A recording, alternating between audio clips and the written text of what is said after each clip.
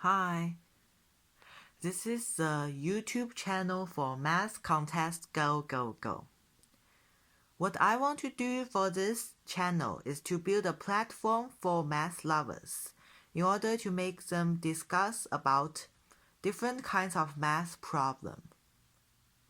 I will update a video about challenging problems every day.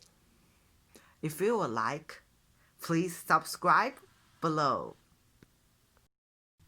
Now, let's begin. Hi, this is North America Math Contest Go Go Go, and I hope you have subscribed before if you like the video. So this week we are going to talk about how to find the antiderivatives. Okay, recall the function. Recall the fundamental theorem of calculus.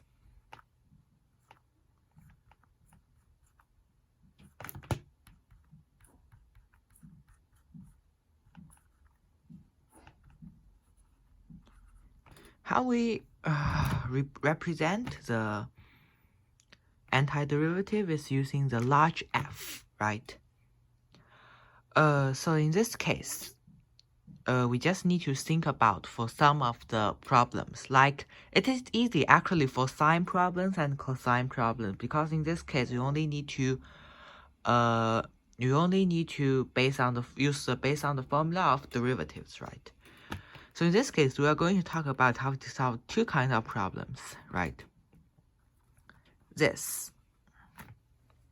We are required to find the antiderivative. So in this case, you can actually just think about. So first, the antiderivative means that the derivative this makes the derivative of this. So these are the first term of, one coefficient of this. So in this case, you are going to think about what numbers, can A fit, so it can make this. So in this case, we know that this times this times A gets 3, right? So we find that A is this.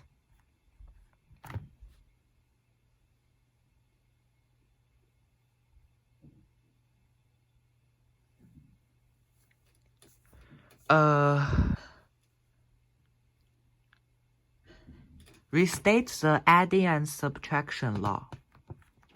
This is the adding and subtraction law. This is the antiderivative formula for components, which you need to apply for.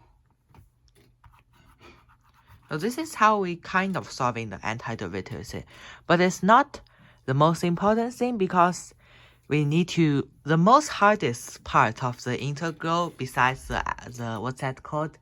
The application is this one, which is integration using the way of substitution. Given an example, cosine 3x plus 4, right? It is required you to calculate this. How do we get this? In this case, we need to do a substitution just like we do in derivative. Okay, sorry, I forget dx. U equals 3x plus 4, right? Here, an important step is that you need to first find the derivative of u.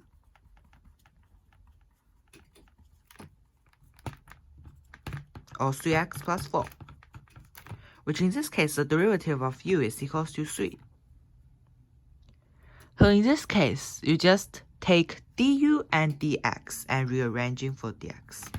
So in this case, you only need to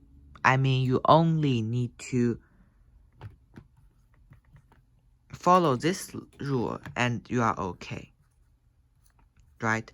So in this case, you only represent dx divided by equals to du divided by the derivative of u, which is 3.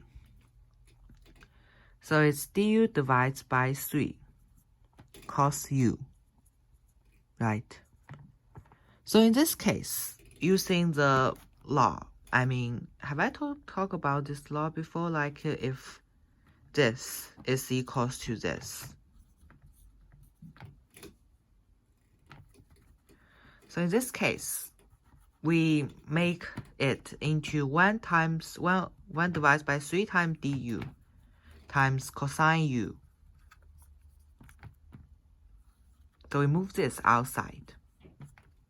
And now we have cosine u times du. Which in this case, we know that this is definitely sine u. So we get that it is 1 over 3 sine u, right? And don't forget to plus a constant at the end. Why do we need to do that? Because if in the derivative, if there is a constant, then it is going to be omitted at the antiderivative part. This is going to be important because this will apply for in the future chapters, but currently now. So we do this. We then substitute back. This is the most important step. Okay, and we are done. Perfect.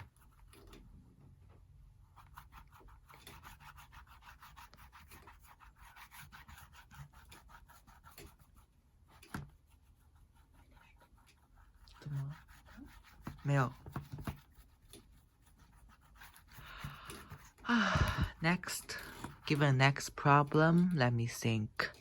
Try this. 2x plus 5 u. So it's this dx, right? So in this case, we again set this as u, and we find the derivative is equals to 2, and then dx is equals to du divided by 2, and then we get this is u.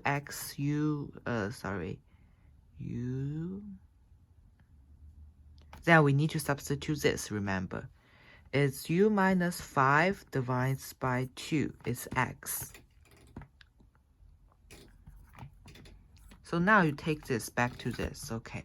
So we get that, let me think, 1 times 2 times u minus 5 times root u. And we take this outside, we get this. So now we only need to solve this. Root u times u minus 5 du. In this case, you remember that you need to represent this as this.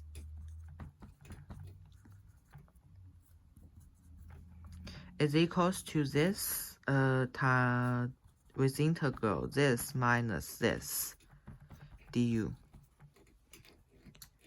Using the adding law is that the derivative is going to be this.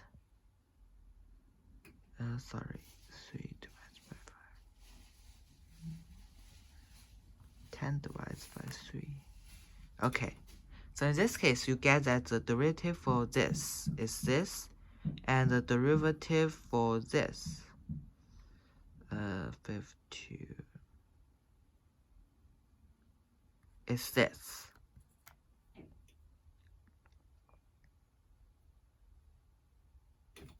So we know that the final formula for this is, is this.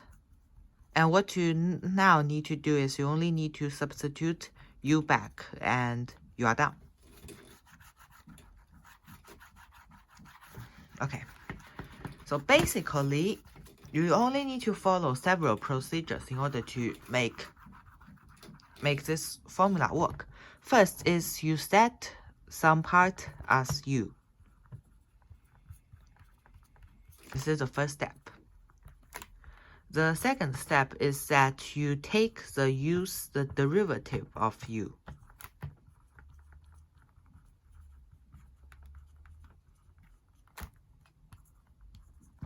Represent dx by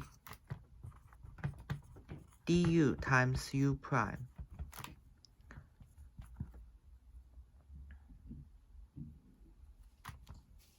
Solve the rest. The most important part is that sometimes there might be like more than one possibilities for you that you can solve. But that time you need to think about that after you have substituted in the part of u. You need to think about one question, which is that are you actually able to solve it by substituting it into u? are you able to just solve it by basic application law you know, right? Okay, last, restate 3 basic formulas.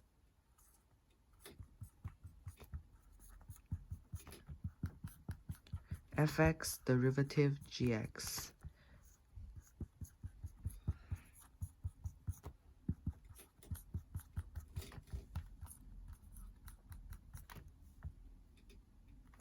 Restate 2 basic formula that can help you. Okay, so this is now the end of this chapter, and I hope you have fun. See you next. In fact, problems, they have many solutions, and my solution is only a part of them. If you have more challenging solutions, please comment below. And don't forget, I will also post my problems there. See you tomorrow!